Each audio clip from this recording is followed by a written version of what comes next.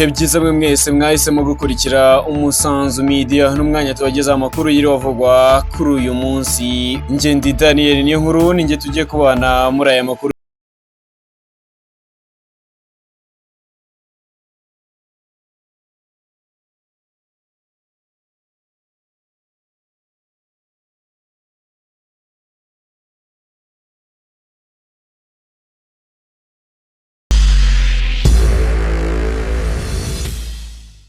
Umuvugizi wa polisi y'u Rwanda yabwiye abakoresha umuhanda ko bakwiye kwitwararika kuko itegeko rishya rigenga imikorere y'umuhanda rigiye gusohoka rizajya ribahana nta kujenjeka. ICP Rutikanga akaba yagarutse ku itegeko rishya riherutse gutorwa n'abagize inteko ishinga amategeko y'u Rwanda. Yavuze ko kandi iri tegeko mu ngingo yaryo ya 6 mu gace ka mbere B havugwa amabwiriza rusange y'ikoreshwa ry'umuhanda agenga inshingano z'ugenda mu muhanda igihe habaye impanuka, inshingano z'ugenda mu muhanda ategetswe n'umukozi ubifitiye ububasha. ICP Rutikanga kandi akaba yavuze ko abatwara ibinyabiziga bagomba kubahiriza amategeko uko bigenwe, uzabirengaho akaba azahanwa n'abashinzwe umutekano wawo, no kuvuga umuhanda.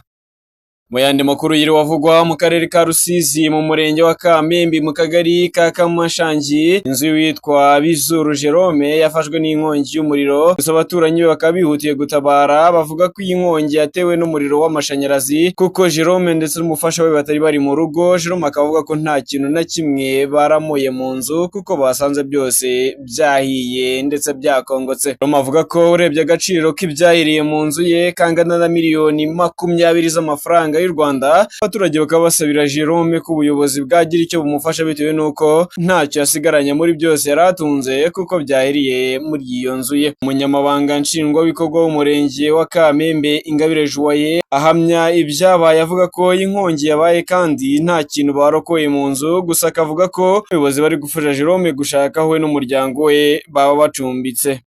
Umukobwa mu murenge wa Mukuru mu karere ka Rusizi aravugwaho ko wamaze gukanda ubugabo umubyeyi w'inshuro zigera muri 2, ndetse ku nshuro ya 2 kuvuga ko byamurembeje kugeza ubwo baketse ko yapfuye, ariko akaba akiriho, bakaba arwariye mu bitaro byo mu mujyi wa Kigali. Ubuyobozi bukaba buhamya ibijyanye n'aya makuru. N'umugore witwa Faida ubana na se nyuma y'uko yari yashatse umugabo ariko bakananiranwa, akaza kubana n'umubyeyi we ariko bakaba bahora mu makimbirane ya buri munsi. Uyu mugabo witwa Venuste we ngo nawe amaze gushaka abandi bagore 2 nyuma yo gutandukana n'umubyeyi w'uriya mukobwa witwa Faida babana, ariko akaba atarakunze guhuza na ba mukase, aribyo byatumye amukanda ubugabo bwe kugeza kuri izo nshuro zose zigera muri 2.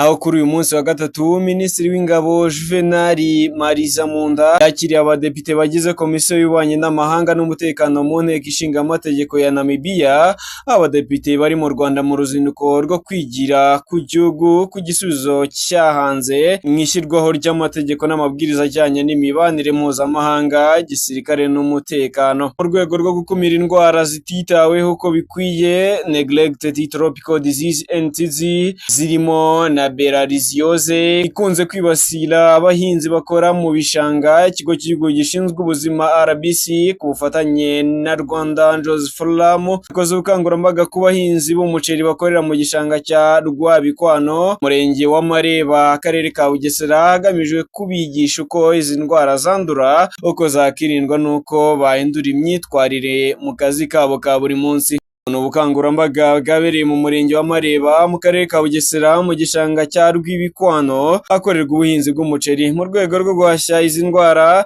N'iyi ya Bilharziose ikunda kwandurira mu duce nk'utu tw'ibishanga. Akarere ka Bugesera kaba karahuguye bamwe mu bahinzi bakorera muri iki gishanga cya Rwibikwano ku bijyanye n'izi ndwara. Guhinda umuriro, kwituma umwanda urimo amaraso, kwishimagura, kuribwa mu nda, kubyimba akaba ari byo biranga iyi ndwara akaba ari byo biranga uwanduye indwara ya bilharziose, gusa ngo ishobora no kugera mu bwonko ndetse no mu nkari ku buryo ihindura byinshi ku buzima bw'umuntu kugeza ku kumuhitana. Akarere ka Bugesera kakaba kagizwe n'utugari 72, muri two 43 akaba ari two dusangamo indwara ya bilharziose. Mu makuru ari kuvugwa mu bijyanye n'imikino, ikipe ya APR FC kuri uyu munsi wa gatatu tariki ya 28 ikaba yatsinze AS do Kigali, ikaba yageze ku mukino wa nyuma w'igikombe cy'intwari. Kuri uyu wa gatatu ikipe ya APR FC ikaba yatsindiye AS do Kigali, ikipe y'abanyamujyi ibitego 3-0 kuri Kigali Pele Stadium mu mukino w'igikombe cy'intwari, igera ku mukino wa nyuma izahuriraho n'ikipe izakomeza hagati y'ikipe ya Police FC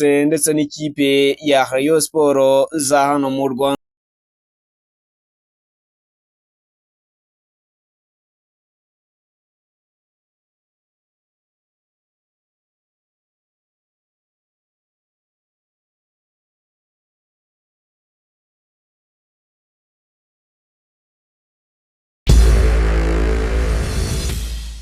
Hanze y'u Rwanda, mu ntara ya Bujumbura muri komine Kibitoke mu Burundi, hakaba habonetse imirambo 3 mu mazi y'umugezi wa Rusizi hafi y'umupaka uhuza Burundi na Repubulika na Demokarasi ya Kongo. So Medias Burundi ikaba ivuga ko iyo mirambo yabonywe mu gitondo cyo kuwa kabiri n'abarobyi bari mu mirimo yabo ya buri munsi, bakaba barayibonye ireremba mu mazi, bahita bihutira kumenyesha ingabo z'umutekano zari hafi aho ku mupaka. Ibindi kandi bikomeje kuvugwa hanze y'u Rwanda kuri uyu munsi, perezida wa Leta Zunze Ubumwe za Amerika Donald Trump yaburiye Irani ayisaba kwihutira kwemera imishyikirano ijyanye na porogaramu yayo ya nucleaire, ivuga ko igihe kirimo gushira Amerika ikomeje kongera ingabo n'ibikoresho bya gisirikare mu gace ka Golfe muri iki gihugu cya Irani. Mu butumwa yanyujije ku mbuga nkoranyambaga ze, Trump yatangaje ko itsinda rinini ry'amato y'intambara rifite imbaraga n'intego yihariye riri kwihutira rigana hafi ya Irani,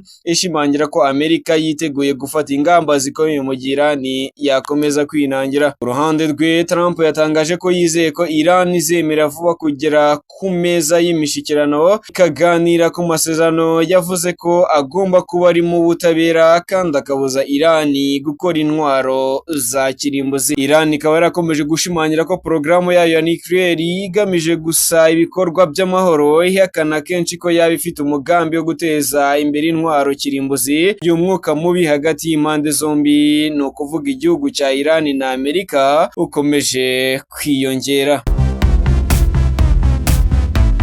Amakuru yavugwaga kuri uyu munsi nyasoreza hanjye, nitwa Daniel Niyonkuru. Reka mbashimire cyane mwese twabanyemo, reka mbifurize kuza gukomeza kugira ibihe byiza.